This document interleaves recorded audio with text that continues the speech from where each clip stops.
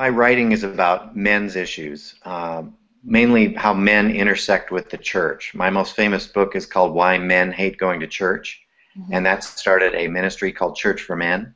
And so, but my slant on the problem is I'm not calling men back to the church, I'm calling the church back to men.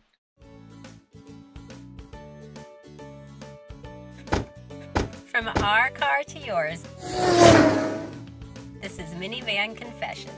Welcome to Minivan Confessions, where none of the participants in this interview are in their minivans. We had some technical difficulties, so we're talking from our homes. I'm in Tennessee. Rebecca Kusi, my colleague of the Entertainment Channel, is in Washington, D.C. And we're here with David Murrow, who is in Alaska. David, welcome to our Minivan Confessions. Good to be here. What is your normal occupation when you're not writing for Patheos? Well, I'm a TV producer by trade. Quick plug for my wife's new business. We've started a silk painting tourist business up here in the summers, and we're having a lot of fun with that. So, you know, it's just however we can to bring in some money and support, and so that I can do my ministry stuff on the side. What is a silk painting? Well, our business is called Alaska Art Experience, and we bring groups of visitors into our home. We have a beautiful log cabin on a creek, kind of an Alaskan, I don't know if you can see the logs in the background, but yeah. We got a log home and the big fish up there, you know, and all that stuff. A lot of Alaskan stuff here. And, we bring visitors into our homes, mainly women, and they paint the northern lights on a silk scarf. And then while their scarf is drying, we feed them a meal of soup and bread and homemade, you know, all homemade ingredients, organic, this stuff, and salad from our garden. And then we finish it up with an Alaska melt-away cookie, which is our secret ingredient cookie. And then they take their scarves off and they go home in wearing the scarves, or you can put them on the wall as art. And it's becoming very popular very quickly. My wife is a wonderful artist, and she really has a gift for hospitality. So what's the chance of you telling us that secret ingredient? Well, if there was some sort of a torture device in Google, perhaps you could get it out of me, but otherwise I'm not going to say. Okay. I think Google's working on that. I heard. I know. Google torture. Yeah, maybe they could make my Android phone poke me or something. I don't know. Nancy, I think the secret ingredient is always love. Yes, of course. It is. Okay, so I think that is the $64,000 question. Why do men hate going to church?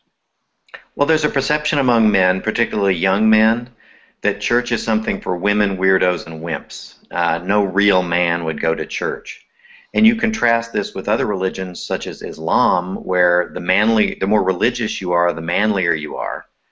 And you can see we have a problem. We have an image problem, particularly among young men, and that's the problem that I attempt to unpack in my books and on my website, and then of course on the Patheos blog as well. Some of you get a little pushback on some things that you write about.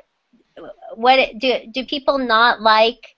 The idea that Christianity needs to be more manly, or am I even saying that right? It's not that it needs to be more manly. It needs to be less artificially womanly.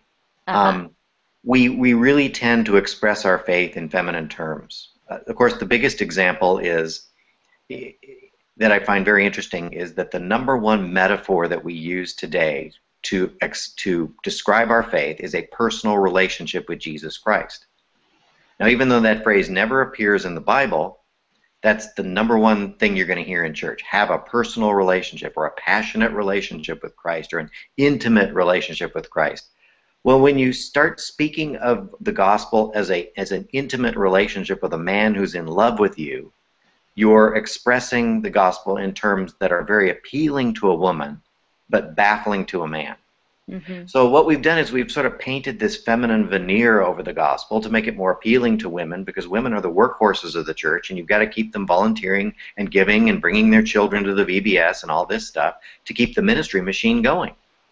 And what I say at Church for Men is let's kind of strip away that false veneer we've placed on Christianity, because quite frankly, it doesn't even work for women that well anymore. You know, we're really kind of targeting a woman of the 1950s. With a lot of what we do in the church. And, you know, let's just get down to what the gospel really is, which is a dangerous mission, and a man who is out there to change the world, who is looking for workers who will help him do that work. And when I hear the gospel expressed in those terms, hey, I want to do it. I want to pick up my sword and I want to follow him into battle. And that's a much more appealing metaphor, and quite frankly, a much more biblical metaphor as well. So more outwardly focused than relationally focused. Relationships certainly have their part. Jesus, God is love. But what's interesting is there's an evolution there. The last night Jesus was on earth, he looked at his disciples and said, I used to call you servants, but now I call you friends. He did reach a level of relational intimacy with his disciples after walking with them daily for 3 years. I think in the church we tend to go for a level of intimacy on the first date. Jesus he's in love with you. He just wants to have a passionate relationship with you. And that sort of scares guys off at first. Guys have to warm to the idea of being in a very close relationship with anyone, be it another person, or with God. So, we're at Church for Men, we're really big about sticking with the metaphors God gave us in the Bible. We feel like those are sufficient, and those are really the best ways to describe the gospel and the best way to propagate the gospel back in 2,000 years ago and today. So, David, what are some of those biblical metaphors? Well, it's interesting. Jesus and God, never in the 66 books of the Bible are men called to enter into a relationship. Mm-hmm. A relationship is implied. But the metaphors we see Enoch walked with God. Jacob wrestled with God. Mm.